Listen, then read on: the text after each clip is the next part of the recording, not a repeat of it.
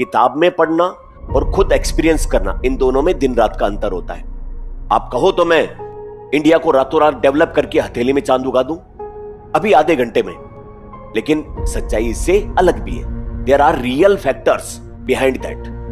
हम सिर्फ कागज के ऊपर इंडिया को अगर विकसित दिखाएं तो लाओ इकोनॉमिक सर्वे, उसके अंदर बहुत सारी बातें, ऐसा लगेगा आपको इकोनॉमिक सर्वे पढ़ने के बाद कि भारत में कोई समस्या ही नहीं है, अगले 2-3 साल में तो हम नंबर 1 हो जाएंगे। बट इन रियल दूसरा फैक्ट यह भी है कि भारत जैसे विशाल जनसंख्या वाले देश में अभी भी 80 करोड़ लोग 5 किलो अनाज वो प्राप्त कर रहे हैं। यह भी एक बड़ा फैक्टर है ना। तो सारी चीजें हकीकत इनके बीच में कहीं पर है। तो एक है लाइन है कि भाई फाइलों के हिसाब से देखो तो यहां का मौसम गुलाबी है, लेकिन ये सारे दावे झूठे हैं, किताबी हैं। समझ रहे?